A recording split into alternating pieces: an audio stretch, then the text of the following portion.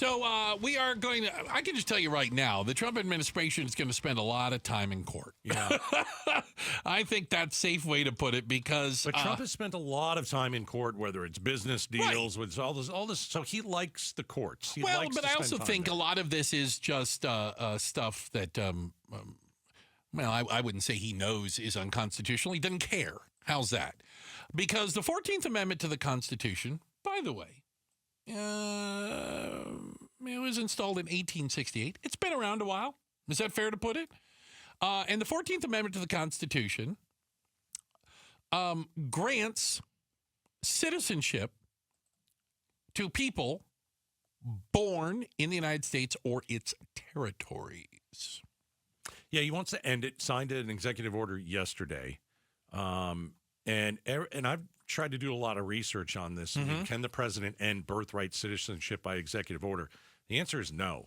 Yeah. Well, if the president could cancel parts of the Constitution, well, then why didn't Biden cancel the Second Amendment? Yeah, can't do it. You can't do it. And that's good. You don't want the president to be able to cancel Of course not. one of the amendments that they don't like. But the president cannot end birthright citizenship by executive order. It violates, as you said, the Constitution. Yeah. I think sticky little thing called the Constitution. I think he knows that he can't do it. I think he does it because he wants to get it out there that there's a deterrent. Like, don't come here and have a baby, right? If he gets that word out, some people will hear it and they won't come here. I think that's the only reason that he does that. Some have said you can interpret it a different way. A lot of the things 14th Amendment was originally interpreted a different way, put into place for the children of slaves. Mm-hmm. That was its original intent. Right. If you understand where it came from, it was so that the children of slaves who were brought here against their will would be U.S. citizens. Yes, that is absolutely where it came from. It has been interpreted every day since then as the way it is worded that says all persons born or naturalized in the United States are granted citizenship. Isn't it fair to say Roe v. Wade was interpreted one way, and that then was later a law and not a constitutional amendment? No, I get that, but it was interpreted one way, and then you had a set of different Supreme Court justices who said it's a little bit different. It's a little different. Yeah. Well, and by the way, we have a mechanism. If you want to change the Constitution, we have lots of amendments. Right. You can do it. There's a mechanism to change it. And if Trump wants to end birthright citizenship, then you go to the states, we have a constitutional convention, and change the Constitution of the United States. Right. But you can't do it by executive order. Yeah, it's just not the way it works. I think what he's trying to do is pile up a lot of different things as a deterrent to come to the United States with border security, with these roundups. I don't want to call it a roundup. That's not really fair. An immigration raid. But I don't know where he's raiding. I don't know, like apartments, restaurants. I don't think he's done any of that yet. Again, he's only been in office for a day.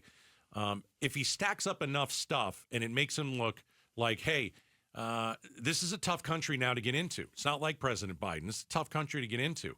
And if he just, piles those up, it is going to get to people who are not in this country who want to come here illegally. And I think he thinks maybe that'll stop it. And maybe he will. I'm going to say that I find it a little hard to believe that people who are trekking hundreds or thousands of miles or coming from all four corners of the earth to come to the United States are intimately familiar with the 14th Amendment and how it applies to them. I think they're trying to get here. No argument. Absolutely. I think they understand the asylum laws, and there's a huge loophole in it. And so I think those haven't changed either. Right. The asylum laws are still the asylum laws. Exactly. They have not changed. They have not changed. No. It requires you changing the law. My point is, I think they know a little bit more than you think when they try to come here. I think they do know what their rights are, because when many of them come over the border, it's not like it used to be where you sneak over. Not the majority of people aren't sneaking over. The majority of people are giving themselves up immediately because they know the law. They are presenting themselves to an official and saying they want to apply for asylum. Yeah, Again, perfectly legal. Yeah, and I don't think they're coming here blind. I think they're coming here very, very educated on how to get in here the best way that they can. I think they're all coming across like 8 months pregnant, like, okay, I'm going to, let me have a baby immediately. Well, some definitely Some do. I'm sure Absolutely. they do. Absolutely they do. Yeah. Yeah. But, so this will go before the courts. It'll lose, of course. Yeah. Presidents try stuff like this all the time to see how far they can get it. Rarely do they attack the Constitution of the United States. They attack laws they don't like. Absolutely. They get rid of all the executive orders the other guy did.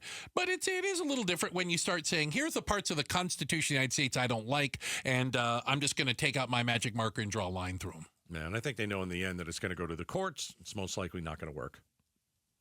But I think there's something more behind it. So, all right. We shall see. We shall see. Thanks for watching Outspoken with Bruce and Gaydos. Tap to watch more from KTAR News and click the button in the middle to subscribe.